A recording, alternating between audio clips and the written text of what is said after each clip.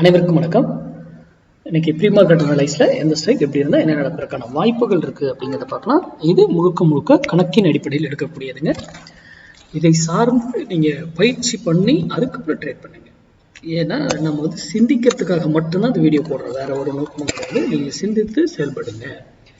ஏன் மார்க்கெட்ல support and resistance போடாம இதில் போட்டுட்டு இருக்காரு அப்படிங்கிற சிந்தனை வந்தாவே நீங்க சரியான பாதையை தேர்ந்தெடுத்து போயிட்டு ப்ராக்டிஸ் பண்ணுவீங்க. இல்லை கிளாஸ் எங்கேயாவது போகணுன்னாலும் போய் கற்றுப்பீங்க.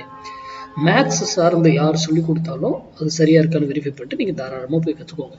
இல்லையா நீங்களே ஓனாக ப்ராக்டிஸ் பண்ணுங்க. ஓகேங்களா? யாரும் சொல்றதே நம்பாதீங்க, இன்க்ளூடிங் மீ. நான் சொல்றது சேர்த்து தான். ஓகேங்களா? சரி, இன்னைக்கு 23,400 கால் 138 ரூபாய்க்கு மேலே இருந்தால் நிஃப்டி அப்சைட். நான் என்ன சொல்கிறேன், நிஃப்டி தான் ஏறுன்னு சொல்கிறேங்க. இது ஏறுன்னு நான் சொல்லலை. நல்லா புரிஞ்சுக்கோங்க, ப்ரீமியம் ஏறுன்னு நான் சொல்லவே கிடையாது. அதே போல் 24,300 கால் 138 ரூபாய் கீழே இருந்தால் நிஃப்டி இறங்க செய்யும். அப்போது ஒரு வேல்யூ வச்சுக்கிட்டு நம்ம என்ன செய்ய முடிவெடுக்க முடியும்? அந்த ப்ரைஸ் வந்தால் தான் நீங்கள் முடிவெடுக்க முடியும். அந்த ப்ரைஸே வராமல் இன்னும் மேலே எங்கேயோ போயிடுச்சுனாங்களோ அது அடுத்த வேல்யூ இருக்கும், அங்கே எடுத்துக்கிட்டு போயிடும். அப்போ மறுபடியும் இந்த வேல்யூ வந்து நீங்கள் உங்கள் முடிவு எடுத்துக்கோங்க. ஓகேங்களா? அப்போ ஒரு ஸ்ட்ரைக் இங்கேருந்து ஏறினாலும் ஒரு விலையில போயிட்டு திரும்பி ஆகணும், ஆறு எதிர் அப் ஆகணும்.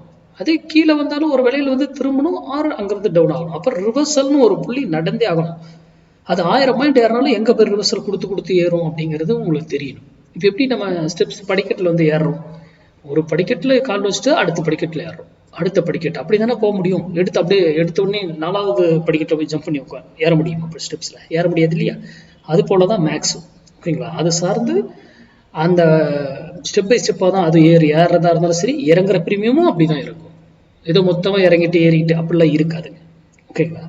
அப்போ நம்ம இதனுடைய நோக்கம் என்ன சொல்கிறோம் அப்படிங்கிறது தயவு செய்து சிந்தித்து செயல்படுங்க. ஓகேங்களா? நம்ம எல்லாமே மேக்ஸ் தான், கணக்கு தான் அப்படிங்கிறோம். நம்ம பேட்டர்னோ, மூவிங் ஆவரேஜோ, ப்ரைஸ் ஆக்ஷனோ, ஓப்பன் இன்ட்ரெஸ்ட்டோ எதுவும் பார்க்கறதில்ல. வேல்யூ மட்டும் பிஃபோராக கால்குலேட் பண்ணி வைக்கிறோம். லைவ்ல உட்காந்துட்டு வேல்யூ போட்டு உட்காந்துட்டு பார்க்கறதான் வேலையா இருக்கணும். அதை போய் மாற்று இதை மாற்று அப்படிலாம் இருக்கக்கூடாது. அதுதான் ஒரு ட்ரேடருக்கு அழகு. சரியான என்ட்ரி, அந்த டைமிங்ல இன்னும் எடுக்கிறது இன்னும் சுவாரஸ்யமானது, சூப்பராகவும் இருக்கும்.